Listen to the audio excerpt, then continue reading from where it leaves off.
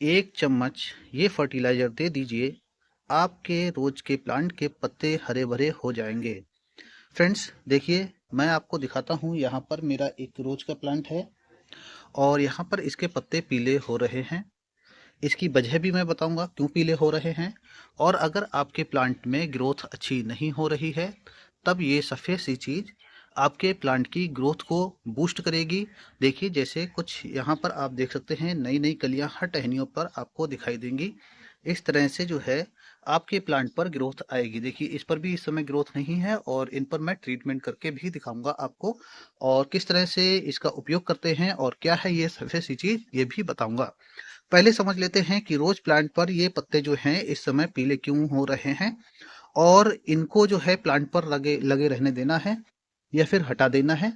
देखिए, रोज का प्लांट यानी कि गुलाब का पौधा ऐसा है जो सर्दियों में काफी अच्छे से फ्लावरिंग करता है। आप देख सकते हैं कितने अच्छे से फ्लावरिंग मेरे इन प्लांट पर चल रही है और कितने बड़े बड़े फूल आए हुए हैं। आखिर मैं ऐसे फूल कैसे लेता हूँ? समय समय पर इस पर केयर की जाती है। मैंने अभी कुछ समय पहले फर्टिलाइजर दिया है। अगर आपने वो वीडियो नहीं देखी है तो आप सबसे पहले उन वीडियो को देख लीजिए। उसके बाद की जो केयर है वो मैं आपको बताता हूँ कि कैसे मैं इनकी केयर कर रहा हूँ और कैसे केयर की जाती है। तो फ्रेंड्स, चलिए शुरू करते हैं और देखते हैं। मैं आपको बताता हूँ कि मेरे इस रोज प्लांट पर पत्तियां पीली हो रही हैं। आप देख सकते हैं इस तरह से पत्तियां जो हैं पीली होकर गिर रही हैं। आखिर ये क्या कारण है? रोज प्लांट जो है, जब वो इसकी पत्तियां पुरानी हो जाती हैं तो अपनी पत्तियों को गिराता है और उस समय आती हैं नई पत्तियां। इन पत्तियों को हटाना बहुत ज़रूरी है। अगर आप नहीं हटाते हैं तो ये जो है प्लांट की एनर्जी लेती रहती हैं और आपका प्लांट जो है काफ़ी स्लो ग्रो करता है। तो इसलिए हमें इन पत्तियों को लगातार हटाते रहना है। अगर जो भी पत्ती हमें पीली दिखाई देती है, अगर आप नहीं भी हटाते हैं तो ये पत्तियां जो हैं अपने आप सूख कर गिर जाती हैं। लेकिन अगर आप हटा देंगे तो जो है आपके प्लांट की एनर्जी सेव रहेगी। दूसरा, आपको क्या क्या करनी है? समय समय पर इसमें फर्टिलाइजर भी देते रहना है। फर्टिलाइजर आप दे सकते हैं एनपीके, ठीक है, इसी तरह से ह्यूमिक एसिड, और इस तरह से जो है फर्टिलाइजर दे सकते हैं। सर्दियों में आप एक चीज़ और नोटिस करेंगे, सर्दियों में पौधे पर जो है उसकी पत्तियों पर धूल जम जाती है। तो इस धूल को हटाने के लिए हमें स्प्रे करना ज़रूरी है, क्योंकि अगर हम स्प्रे नहीं करते हैं तो हमारा जो प्लांट है वो अच्छे से ग्रोथ नहीं करेगा। एक तो सर्दियों में धूप कम होती है, तो जो पौधा खाना बनाता है तो उसको जो है पत्तियों से ही अपना खाना बनाता है।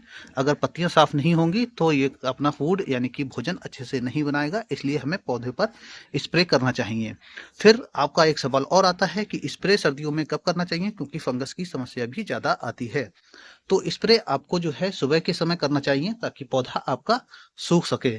तो इसलिए कभी भी स्प्रे आप शाम में ना करें और पौधे की इस तरह से केयर करना है। दूसरा, अब मैं आपको बताता हूँ वो सबसे ऐसी चीज क्या है और इसको मैं कैसे प्रयोग करने वाला हूँ। ये सफेद सी चीज है Epsom salt. Epsom salt, Epsom salt कोई नमक नहीं है, ये है मैग्नीशियम और सल्फर का मिक्सचर। तो इसका उपयोग मैं क्यों करूंगा? क्योंकि मेरे जो ये प्लांट हैं आप देख रहे हैं, इनमें सर्दियों में ग्रोथ जो है कम है, टहनियों में गर्माहट कम होती है। तो मैग्नीशियम जो है पौधे की ओवरऑल ग्रोथ को बूस्ट करता है, क्योंकि इससे पौधे की जो पत्तियां हैं ये क्लोरोफिल अधिक मात्रा में बनाती हैं मैग्नीशियम से। सल्फर जो है पौधों को गर्माहट देता है और मिट्टी के पीएच में भी सुधार करता है। तो इसको हम जो है इसलिए प्रयोग करेंगे यहाँ पर एप्सम साल्ट का। तो एप्सम साल्ट जो है इसको दो तरह से दिया जा सकता है। एक तो आप सीधे जो है अपने पॉट में दे सकते हैं इस तरह से छिड़काव करके। इस तरह से आप जो है छिड़काव कर दीजिए और जब पानी देने की आपको आवश्यकता हो तब आप इसको पानी दे दीजिए। उसके बाद आप क्या कर सकते हैं, 1 लीटर पानी में 1 चम्मच एप्सम साल्ट जो है मिला लेना है। उसको अच्छी तरह से मिक्स करके आपको जो है अपने पौधे पर छिड़काव कर देना है। तो इस तरह से जो है आप एप्सम सॉल्ट अपने प्लांट को दे सकते हैं और आपका प्लांट भी अच्छे से